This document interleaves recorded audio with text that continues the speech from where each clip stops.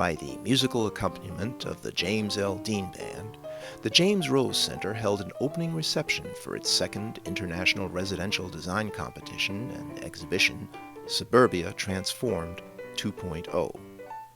Along with his wife and co-curator Elizabeth Thompson, Dean Cardasis, the director of the James Rose Center, explained the exhibit. This is the opening of an international exhibition that takes a look at residential designs that are employing the language of a new, greener technology, but doing it in a way that makes for even more beautiful residential designs. We have in the exhibition about 17 projects, and a couple of them are students.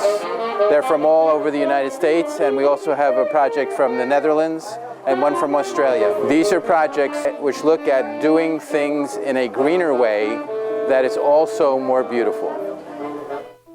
Representing his firm in Rotterdam was Paul van Veek. We developed some ideas, some concepts in Dordrecht, for instance this one, but also in bigger cities like Lelystad and Rotterdam as well, with a significant part for landscape.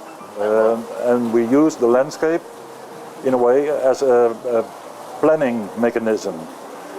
So far more than the urban planning, we start with landscape, and in that terms we say landscape is leading. Juror Joseph Volpe explained what the jury was looking for in the entries that were reviewed. We're looking for a union between sustainability concepts that address environmental issues, that would relate to water,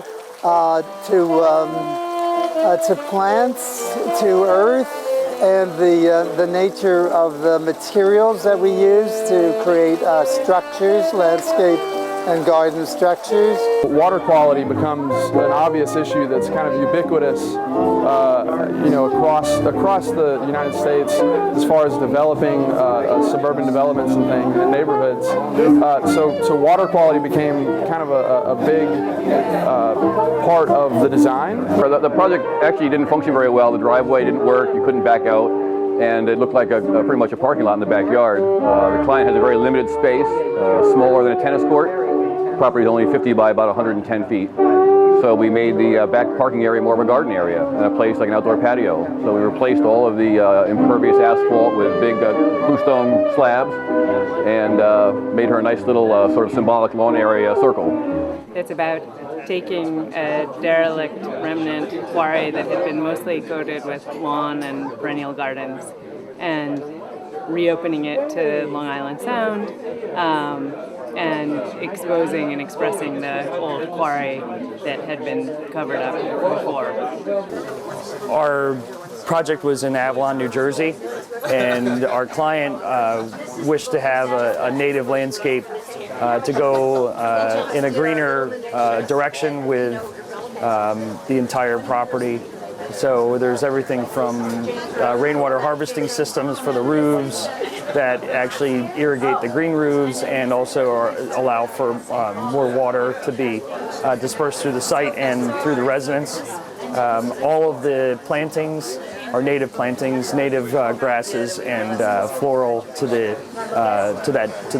rear dune area of Avalon, New Jersey. This is the first project of its type, from what I know, from Cape May up past Atlantic City, for example. The idea for my project was a balance to really give sustainability. That's the only way to create a balance. What you give and what you take have to be the same.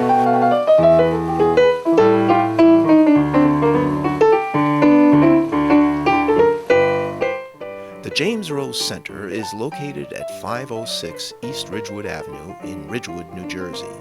Suburbia Transformed 2.0 will be on display at the James Rose Center until the exhibition travels on August 31st, 2012. For more information, visit jamesrosecenter.org, phone 201-446-6017, or email info@jamesrosecenter.org. For Patch, I'm Marshall Katzman.